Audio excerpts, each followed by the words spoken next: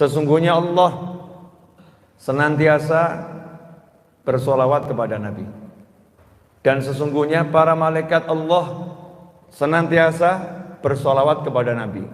Ya ayyuhalladzina amanu, panggilan khusus, yang gak iman gak dipanggil. Jadi ketika saya ngomong ini, yang gak percaya ya gak apa-apa, karena gak terpanggil. Iman sama Allah Ta'ala, percaya pada Allah Ta'ala, percaya kepada baginda Muhammad SAW, iman kepada anbiya wal mursalin, maka dia wajib menjalankan perintah Allah ini. Para malaikat Allah bersolawat kepada Nabi, ya ayyuhalladzina amanu, duhai orang-orang yang beriman, sallu fi'il amr, kalian semua wajib bersolawat kepada Nabi Muhammad SAW alaihi wasallimu, dan ucap salam pada Nabi Muhammad SAW taslima, yang baik dan yang banyak. Nah, perkara wajibnya ini kapan? Di situ baru terjadi perbedaan pendapat di antara para ulama.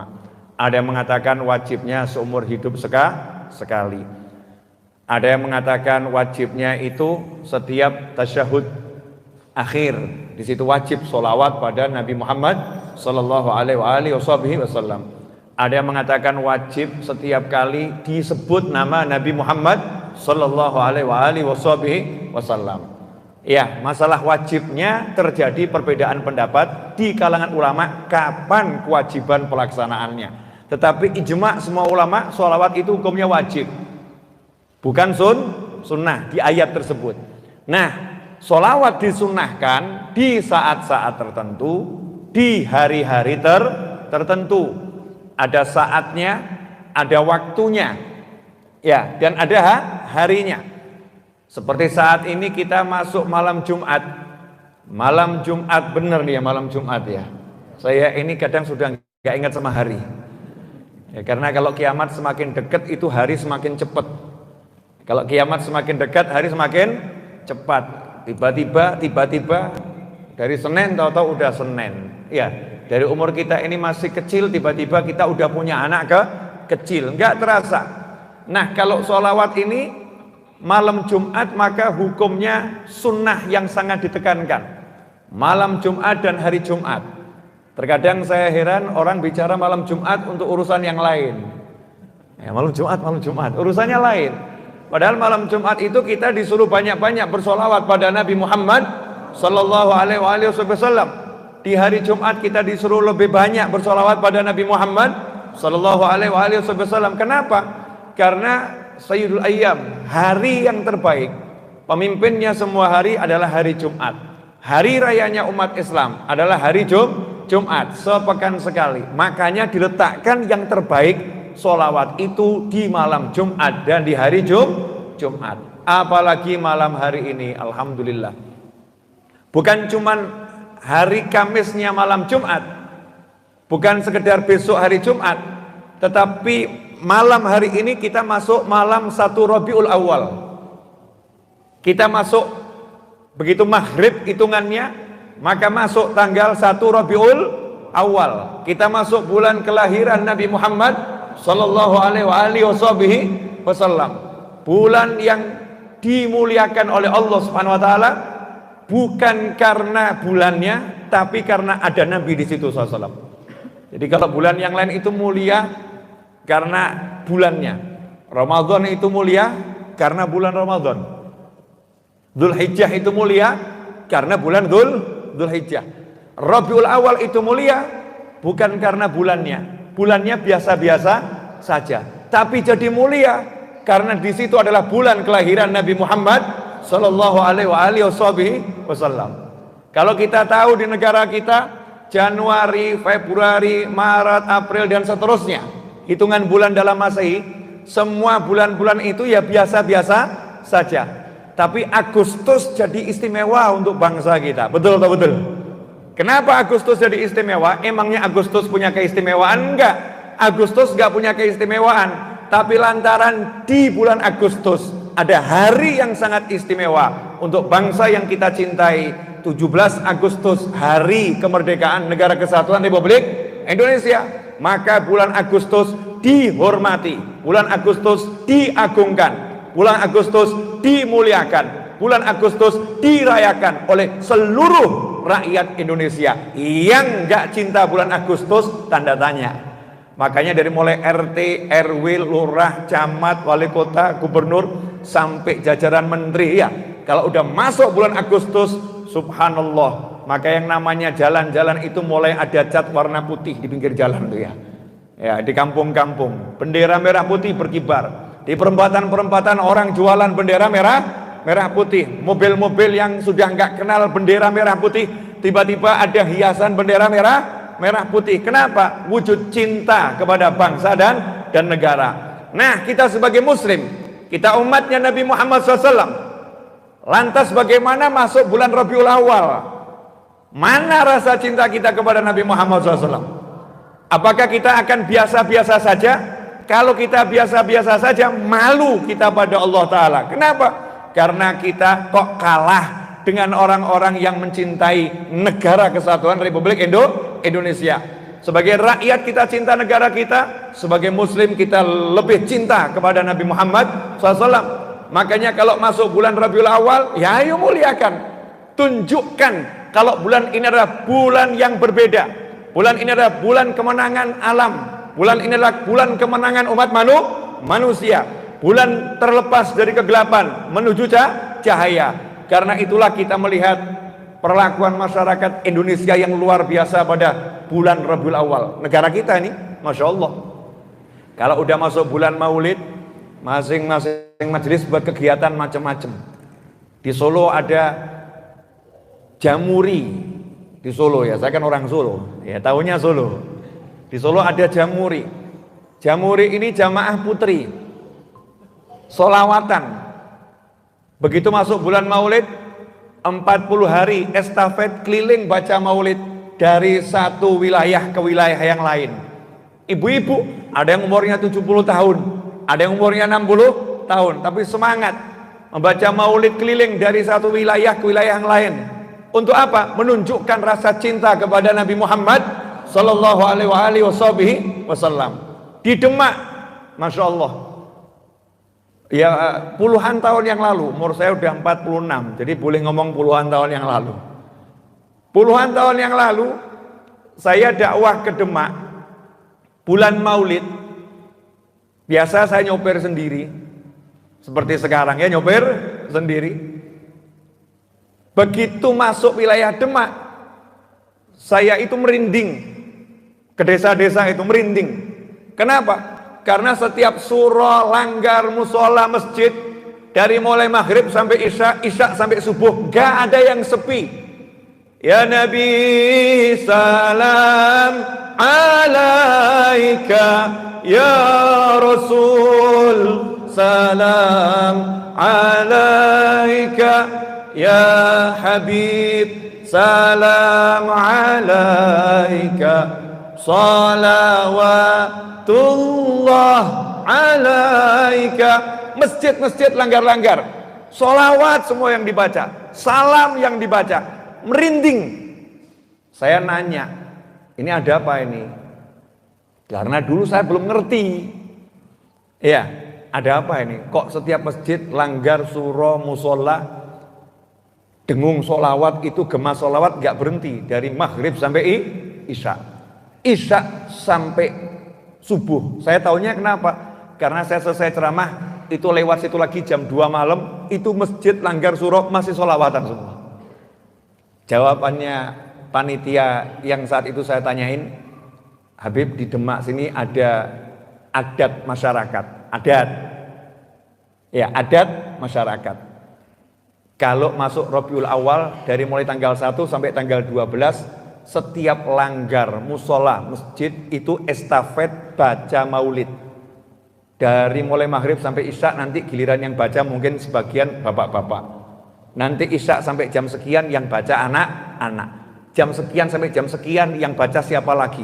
Ada kelompok-kelompok, setiap masjid punya panitia sendiri.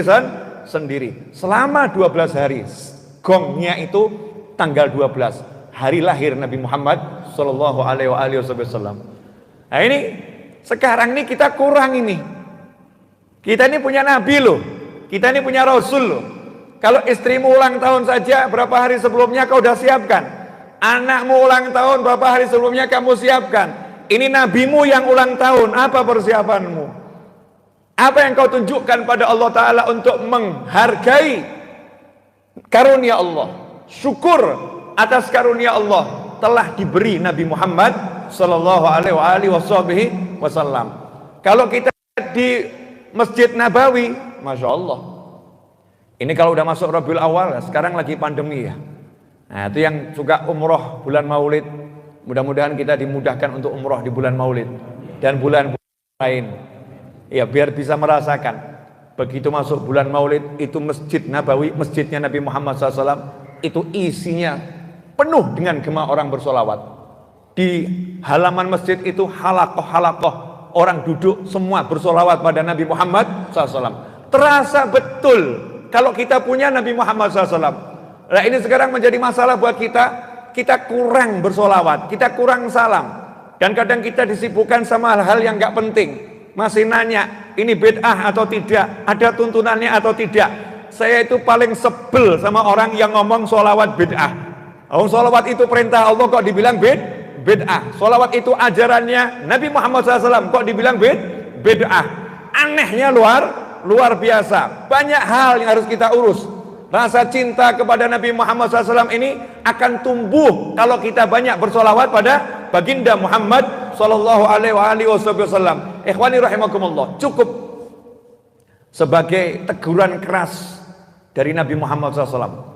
Kita tahu Rasulullah SAW itu manusia yang bil mu'minina raufur rahim. Terhadap orang yang beriman sampai mengutip sifatnya Allah. Bil mu'minina raufur rahim. Terhadap orang-orang beriman, kalau Allah Ar-Rahman Ar-Rahim, Allah Ar-Rauf Ar-Rahim, Rasul bil mu'minina terhadap orang-orang yang beriman sangat penyayang dan sangat pengasih. Tapi urusan sholawat, Nabi Muhammad SAW ngomongnya kenceng. Urusan sholawat Nabi ngomongnya nggak pelan-pelan, ngomongnya nggak begini. Ya kalau nggak sholawat nggak apa-apa, nggak begitu.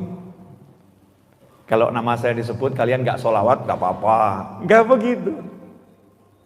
Begitu urusan sholawat, Nabi bersabda, al-bakhilu man dzukirtu indahu falam yusalli alaihi. Masya Allah, Allahumma shalli alaihi, sallu ala nabi, Allahumma shalli alaihi.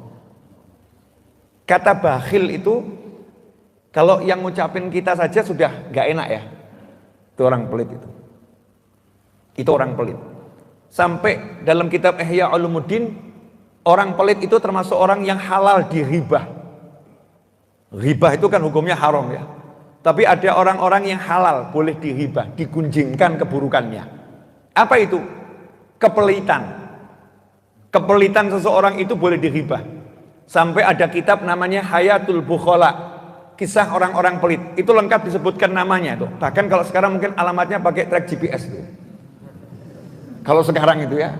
Kalau ulama-ulama dulu yang menulis kitab itu masih hidup, ada sekarang, maka orang-orang bakhil itu akan dicantumkan nama lengkap dengan RT RW, kalau perlu kasih aplikasi Peduli Lindungi. Biar terlacak dimanapun berada. Oh itu yang pelit lagi masuk ketahuan itu ya. Ketahuan itu. Ini orang-orang pelit ini, Masya Allah. Saking dibenci oleh Allah Subhanahu wa ta'ala. Lawannya pelit orang dermawan. Makanya muncul hadits qudsi, hati-hati kalian terhadap orang dermawan. Orang dermawan kalau berbuat salah hati-hati. Jangan diapa-apain. Kenapa? Kalau orang yang dermawan itu tergelincir, aku sendiri yang akan membangunkannya dengan tanganku, kata Allah Ta'ala. Saking hebatnya orang dermawan dan saking jeleknya orang pelit. Nah, bagaimana kalau yang ngasih julukan pelit itu Nabi SAW? Itu pelit itu. Kalau Nabi yang bilang itu orang pelit. Saya mau nanya, kira-kira tempatnya surga atau neraka? Cari satu hadis yang menyebutkan orang pelit masuk surga.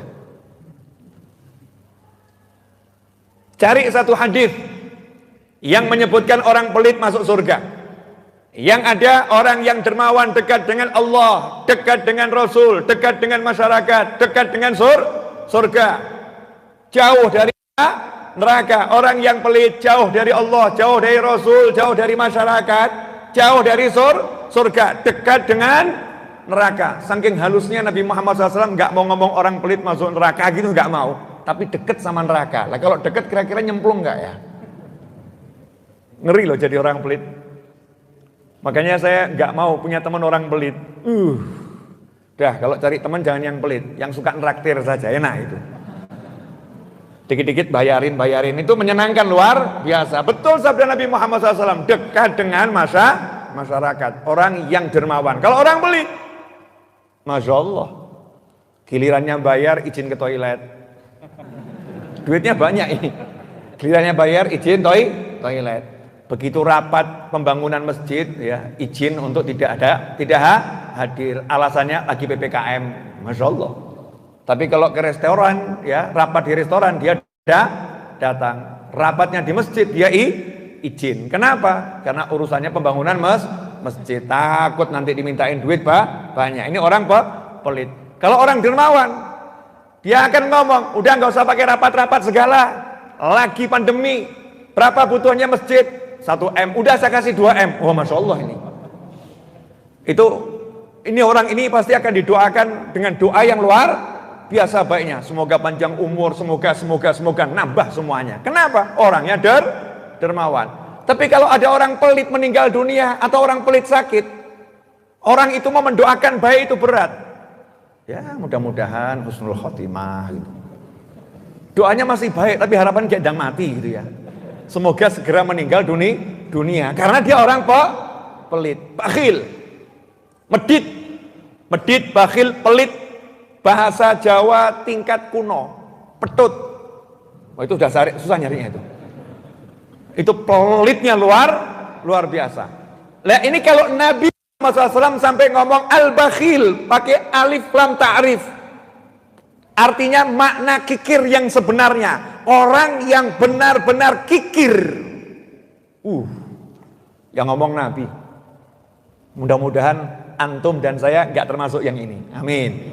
Kalau kemarin-kemarin kita masih masuk daftar, mudah-mudahan habis ini nggak masuk daftar lagi. Karena kemarin-kemarin mungkin belum ngerti. Al-bakhilu, orang yang pelit. Siapa kata Nabi SAW? Bukan dia nggak mau ngasih. Aneh sabda yang duit. Pelit biasanya nyambungnya sama duit. Tapi ternyata Nabi SAW mengatakan al-bakhilu, orang yang pelit adalah man dzukirtu indahu, siapa yang mendengar aku disebut-sebutkan di hadapannya, falam yusalli alayya, dia enggak mau sholawat sama aku. Allahumma sholli wa sallim alaihi. Jadi kalau ada Nabi disebut-sebut SAW, dia enggak mau sholawat. Pelit orang. Pelitnya luar biasa. Kenapa? Lawang sudah Allah yang nyuruh sholawat, dia masih enggak mau kok. Pelitnya luar biasa. Allah yang suruh ayo sholawat, dia enggak mau. Kalau nama Nabi disebut kamu sholawat, dia enggak mau. Kalau kamu sholawat sekali, Allah sholawat sama kamu 10 kali, dia enggak mau disolawatin sama Allah.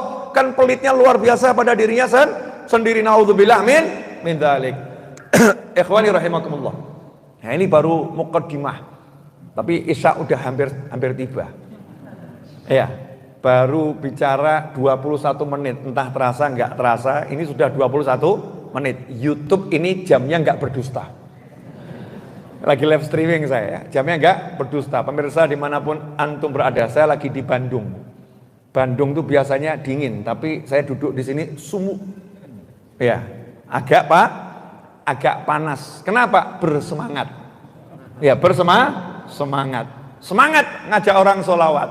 Karena sholawat itu jalan selamat. Sholawat itu bukti cinta. Gak mungkin kita ini sholawat tanpa cinta. Orang tergerak hatinya, Allahumma sholli wa sallim alaihi. Pasti saat itu ingat pada Nabi Muhammad SAW. Walaupun kadar ingatnya mungkin baru 0,0001%. Ingat Nabi, Allahumma sholli wa sallim alaihi. Nah, sholawat juga dianjurkan bukan hanya pada hari tertentu, waktu tertentu, tapi sholawat dianjurkan pada keadaan tertentu.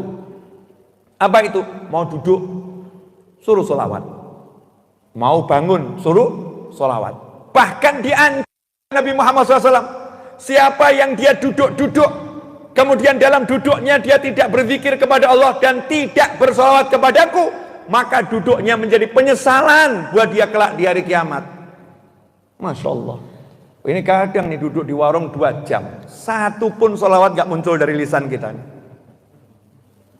Makanya ada solawat namanya solawat bubariyah. Bukan bubariyah, bukan ya. Solawat bubariyah. Nah, jadi disambung ya.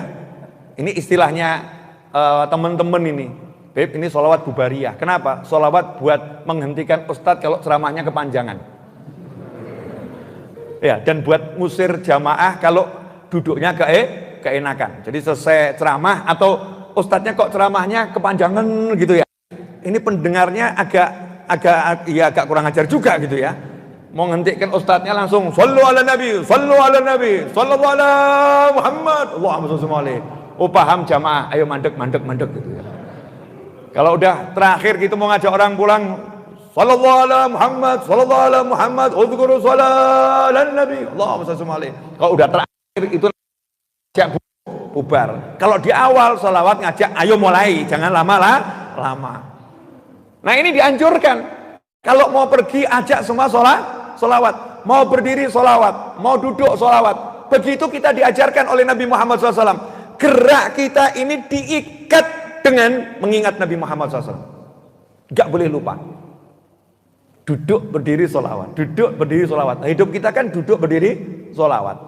Kemudian ada satu kondisi, banyak sebetulnya ya. Sampai-sampai you and I, we are pray to the God Allah Ta'ala. Gak tahu Inggris saya ini model apa, wallahu alam. Pokoknya al-nekatu. Ya biar nanti kalau yang dengar nih ada dari sono gitu kan ya, oh Habibnya berupaya walaupun tidak bisa ya. Tapi yang penting paham. Wong bayi aja oek kita paham. Oek oh lapar, paham. Kan ibunya luar biasa. Tahu tuh bahasa bayi. Kita berdoa sampai nangis. Allahumma. Jamaahnya nangis semua.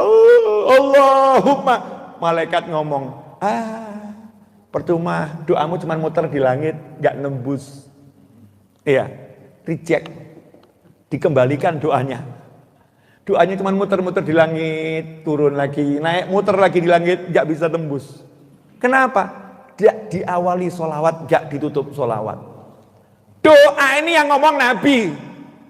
Jangan kamu anggap, loh kan saya udah manggil-manggil Allah. Nah Allahnya ngomong lewat Nabinya. Kalau kamu gak mau solawat sama Nabiku, aku gak mau itu loh. Allahumma sholli alaihi. Makanya jangan sok kenal Allah. Jangan sok kenal Allah mengatakan, kan Allah saya akan cinta sama Allah, saya akan panggil Allah. Iya, tapi Allah ngajarin sama kamu, kalau kamu mau aku dengarkan, mau aku jawab, ud'uni astajib lakum, ada syaratnya. Syaratnya apa? Awali dulu dengan sholawat pada Nabi Muhammad sallallahu alaihi wasallam. Gak diawalin sholawat, bye-bye. Malaikatnya ketawa, lanjutkan nangisnya. Gak kabul. Gak kabul kata malaikat. Ya gak apa-apa. Dapat pahala. Mau orang nangis karena Allah dapat pahala gak? Dapat. Jangan dibilang gak dapat pahala. Dapat. Hasanah. Ngomongnya baik. Tapi kabul nanti dulu.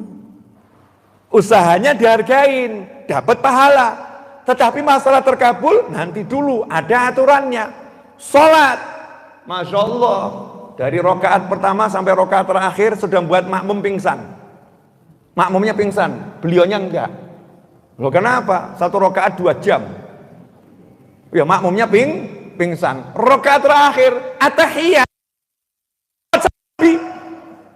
Hadat langsung, Assalamualaikum warahmatullahi. Enggak mau salawat pada Nabi Muhammad SAW. Allah akan mengatakan, sholatmu tidak diterima. Enggak sah sholatnya, rukunnya kurang.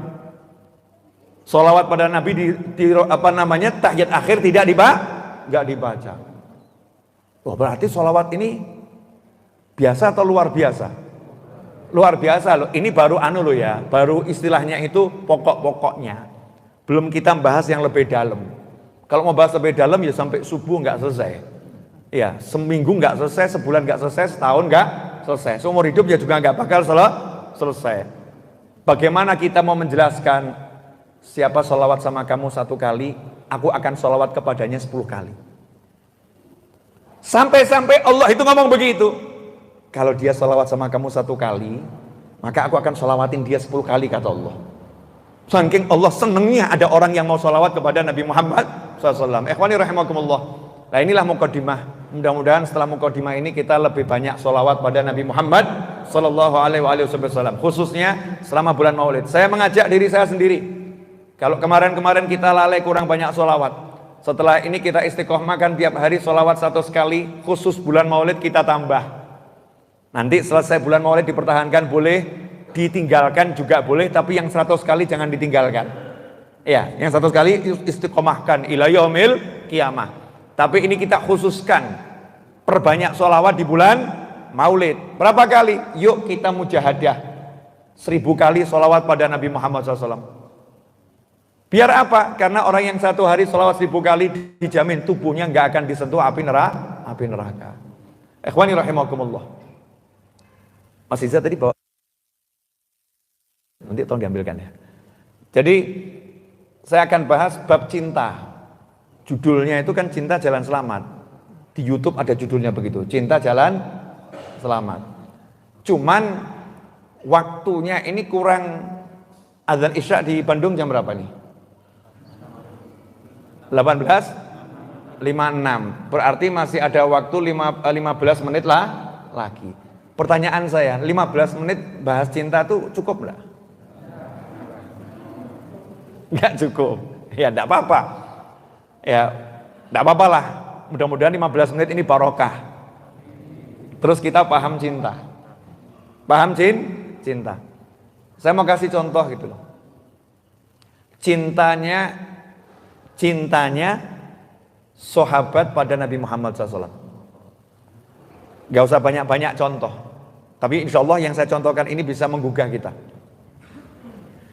Dalam hadis yang sahih Bukhari, disebutkan di situ, kalau Nabi Muhammad SAW itu berwudu, maka sahabat itu sudah berada di sekeliling beliau. Mencari tetesan-tetesan wudhu Nabi SAW yang jatuh ke bumi. Kemudian sahabat terima dengan tangannya. Ya, terima dengan tangannya. Terus diusap-usapkan ke tubuhnya sahabat. Kalau yang nggak dapat, maka minta tangannya temannya. Mana tanganmu tadi yang kena tetesan bekas wudhu Nabi SAW? Saya mau usapkan ke wajah saya walaupun nggak ada airnya. Tetap diusapkan. Apa ada orang yang dihargai oleh kekasihnya seperti itu? Mohon maaf ya Bu, suamimu cinta sama kamu kan Bu? Sejak menikah pernah enggak nungguin kamu wudhu, terus air bekas wudhumu diterima, diusap-usapkan ke wajahnya? Belas. Betul kan ya? Belas. Nabi Muhammad SAW mohon maaf, ma tanakhaman nukhamatan qat. Tidak pernah Nabi SAW itu mengeluarkan nukhamah. Nukhamah itu bukan ludah, nukhamah, dahak. Tidaklah Rasulullah SAW mengeluarkan dahak. Tapi jangan dibandingkan dahak Nabi dengan dahak kita ya. Dahak kita menjijikkan, mengerikan. Kalau Nabi SAW itu namanya saja dahak, namanya saja keringat, namanya saja air seni, namanya ya dari tubuh beliau sama. Namanya sama, tapi bentuknya beda. Bentuknya beda. Baca itu di kitab Hayatus Sahabah dan kitab-kitab yang lain. Itu mohon maaf, air seni Nabi Muhammad SAW yang ditaruh di pespot kalau sekarang ya. Dulu pakai botol gitu ya, pakai botol. Diambil oleh sahabiah, dikira itu air. Dikira air. Pertanyaan saya, sejak kapan kita nggak bisa membedakan air sama air seni? Jawabannya adalah ketika memang air seninya tidak mengeluarkan aroma apapun. Betul ya? Dan itulah hebatnya. Diminum oleh sahabiah. Kalau kita kan mesti betul kan ya? Ya, karena yang diminum air seni. Tapi kenapa sahabiah menghabiskan 1 botol? Karena memang tidak merasakan itu air seni. Disinilah dalil yang sangat kuat. Semua yang di tubuh Nabi SAW itu jangan kamu samakan dengan yang di tubuh kita. Muhammadun basharun wa laysa kal bashari bal huwa yakutuhu wa nasu kal hajari atau kama qala asyair. Allahumma shalli alaihi. Nabi Muhammad SAW itu manusia, tapi enggak sama dengan manusia yang lain. Namanya saja manusia, punya keringat, punya darah, punya tulang, punya daging, bisa merasakan sakit, bisa terluka, bisa bersedih, bisa menangis, bisa ketawa. Manusia, tapi enggak sama dengan manusia manapun. Kenapa? Beliau adalah intan berlian permata, yang lain batu kali. Bisa disamakan? Enggak bisa. Makanya kita jangan asal ngomong, nanti dulu, jangan ukur Nabi dengan dirimu, beda. Perbedaannya nggak bisa diukur dengan alat ukur model model apapun. Air seni Nabi SAW diminum sahabiah. Darah Nabi Muhammad SAW sahabat disuruh buangkan, diminum. Ketika Nabi terluka, ada sahabat yang kemudian mengambil, disedot. Ya, disedot itu luka Nabi oleh sahabat. Darahnya diambil, biar nggak kuat darah lagi, disedot. Diminum. Maka Rasul mengatakan tubuh yang bercampur di dalamnya dengan darahku tidak akan disentuh oleh api neraka. Nah, coba kalau campur darah kita, tambah mungkin katut neraka. Kenapa? Darah kita ini darah ngeri, haram halal gak jelas nyampur jadi satu. Padahal di hadits disebutkan kulullah min nabata minal haram fannaru aula bih. Setiap daging yang tumbuh dari yang haram itu lebih layak disiksa api neraka. Makanya kalau cari donor darah yang milih-milih. Nah, kalau ada ustadz cari donor darah milih-milih, jangan kemudian kamu nyinyir, sombong amat. Cari donor darah aja kok milih-milih. Ya milih-milih yang makanannya halal, yang takwa, yang ngerti, yang masuk tubuhnya halal. Jangan sampai nanti kita donor darah nggak jelas nih darahnya siapa, darah orang yang makan-makan haram, minum-minum haram. Tadinya kita rajin sholat, habis kena donor darah kok tiba-tiba malas sholat. Kenapa itu? Ya udah, darahmu sudah bercampur. Bukan saya nggak salah di mana? Nggak mau hati, nggak mau belajar, nggak mau cari ilmu. Kita harus hati-hati. Makanya Muslim yang baik jadi pendonor darah itu penting. Makanya setiap masjid itu seharusnya punya tim donor darah untuk masjid sekitar. Jangan cuma mikir pengajian tapi dulurnya sakit nggak dipikir. Ya pengajian bagus, tapi prakteknya yang seperti itu harus difikirkan, karena ini hal yang sangat penting. Nah, ternyata Nabi SAW itu mengeluarkan dahak. Disebutkan dahaknya tidak pernah jatuh ke lantai, tapi langsung ditangkap oleh sahabat. Dan mereka semua berebutan itu seperti orang yang lagi demo, kemudian saling senggol-senggolan, dorong-dorongan, karena berebut pengen dapat bekas dahak Nabi Muhammad SAW. Kemudian yang dapat diusap-usapkan sekujur tubuhnya. Ini cinta. Ini cinta. Kalau kita punya cinta sama Nabi seperti apa? Tambah sekarang ada orang nyinyir orang yang cinta sama Nabi. Jangan lebih mencintai Nabi. Masya Allah. Jangan berlebih-lebihan mencintai Nabi Muhammad SAW. Jangan muji-muji Nabi berlebih-lebihan. Anehnya luar biasa. Nah, coba kalimat itu disampaikan kepada orang yang muji istrinya berlebih-lebihan. Kira-kira dimakan enggak sama istrinya itu? Ada laki-laki lagi ngomong sama istrinya, cinta, tanpamu hidupku tak ada artinya.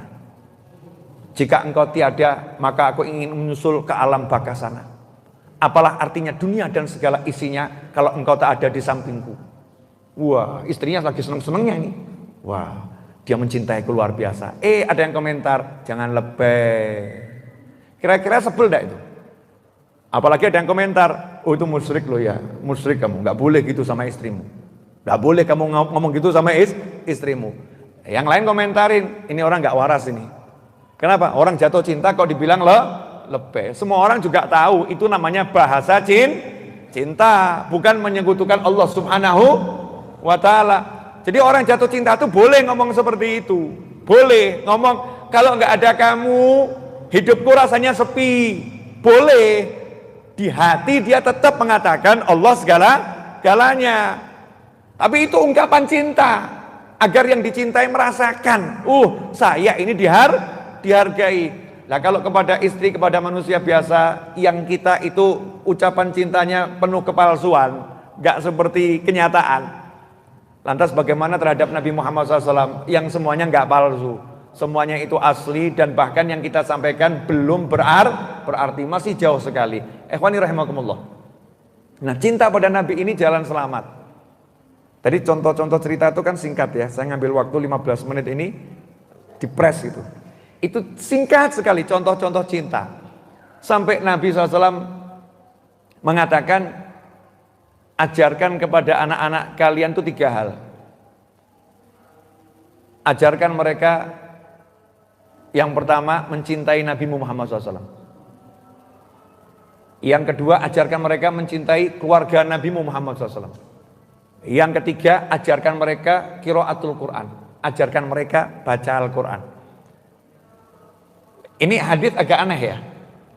Kenapa kok belajar baca Al-Quran sama Nabi ditaruh urutan ketiga? Kok enggak yang pertama? Padahal kalamullah. Karena orang belajar Al-Quran kalau hatinya enggak cinta Nabi, enggak cinta keluarga Nabi, nanti jadinya sesat dan menyesatkan. Nanti pakai ayat-ayat Al-Quran untuk mengganggu muslim yang lain. Pakai ayat Al-Quran untuk mengarang hukum-hukum yang enggak diajarkan Nabi Muhammad SAW. Akhirnya jadi aliran-aliran yang akhirnya meresahkan masyarakat. Kenapa? Karena dia pakai Al-Quran tapi enggak cinta sama Nabi, enggak cinta sama keluarga Nabi Muhammad SAW. Kalau cinta sama Nabi ada di hatinya, dia akan mencintai semua yang dicintai Nabi Muhammad SAW. Saya ambil contoh satu, karena waktunya udah habis. Kalau waktunya habis saya senang. Ya, berarti pertandingan usai. Silahkan nanti dilanjutkan sama yang lain. Nah, satu ya, gak usah banyak-banyak. Ini kok lihat saya nggak enak semua, kenapa ini? Saya udah lama nggak offline. Ini termasuk di Bandung offline saya pertama kali. Saya setelah ini ada tugas di tempat yang lain. Ya, jazakumullah khairan. Jadi satu hal sebagai penutup ya, untuk menutup kajian ini. Mudah-mudahan ini bukan yang pertama dan bukan yang terakhir. Insya Allah saya bisa kesini lagi untuk ngaji bareng ya, amin. Nah, sayangnya Nabi SAW kepada umat manusia itu luar biasa. Banyak orang yang salah memahami tentang Yahudi. Walan tardu ankal yahudu walan nasara hatta tattabi'a millatahum. Ayatnya jelas. Yahudi dan Nasrani tidak akan ridho sama kamu sampai kamu ikut agama mereka. Dibawa ayat ini Al-Quran ya, dibawa ayat ini kemana-mana, dari satu mimbar ke mimbar yang lain, orang diajari untuk benci Yahudi, benci Nasrani. Pertanyaannya, apakah betul Islam mengajarkan seperti itu? Apakah betul Nabi mengajarkan seperti itu SAW? Tidak. Lawang Al-Quran jelas kok, lakum dinukum waliyadin. Satu ayat ini udah membuktikan kalau Islam gak pernah mengajarkan umatnya untuk mencemooh, mencela, merendahkan siapapun keyakinannya, apapun. Lakum dinukum waliyadin. Tapi kenapa muncul ayat ini? Muncul ayat ini karena Allah ngasih tahu Nabi Muhammad SAW ada oknum-oknum ya, yang saat itu Nabi sudah berupaya baiknya luar biasa, tapi nggak pernah diterima dakwahnya, sehingga Nabi sedih SAW. Sedih, kenapa dakwahku kok gak diterima sama mereka? Padahal Rasulullah udah menunjukkan yang terbaik. Maka sama Allah dijelaskan, ditenangkan. Itu, ya oknum-oknum itu tidak akan pernah bisa kamu puaskan kecuali kalau kamu ikut sama mereka. Begitu loh. Ya, jadi jangan salah tafsir. Makanya sampai Nabi mencontohkan memperistri seorang Yahudiyah. Kalau Islam ini anti sama Yahudi, nggak mungkin Nabi memperistri seorang Yahudiyah. Bahkan Nabi mengambil pembantu seorang anak Yahudi, dan itu tetangga Nabi Muhammad SAW. Bahkan dalam sebuah riwayat ada seorang Nasrani ya datang ke kota Nabi Muhammad SAW. Saat itu Rasulullah lagi sholat, dan hari itu hari ibadahnya sang Nasrani. Maka Rasul mengatakan, kami sholat di sini, kamu ibadah di sana. Menurut ibadahmu di luar sana. Enggak dilarang, silahkan gitu ya. Tapi aku di sini. Nah kadang-kadang ini belajar ayat Quran tapi enggak belajar nabinya. Hasilnya ayat Al-Quran diterjemahkan menurut kepalanya sendiri sendiri. Ngerinya luar biasa. Ikhwani rahimakumullah, lakum dinukum waliyadin. Selesai. Inna dina 'indallahil Islam. Ya menurut muslim ya aku Islam yang benar, tapi aku tak akan pernah cemooh ya siapapun. Itu prinsip yang diajarkan Rasulullah SAW. Makanya penting cinta Nabi ini. Ini kalau orang nggak belajar cinta Nabi, tapi diajarin Al-Quran, hadis, cinta Nabinya enggak, jadinya salah kaprah. Senin puasa, tapi puasanya enggak seperti niat Nabi. Kadang saya nanya sama orang puasa Senin, ngapain kamu puasa hari Senin? Ya puasa Senin, kan sunnah Nabi. Loh, berarti kamu cuma ngikutin puasanya saja, enggak ngikutin niatnya. Kan Nabi puasa hari Senin kan ditanya sama sahabat, kenapa engkau puasa hari Senin ya Rasulullah? Karena ini hari kelahiranku.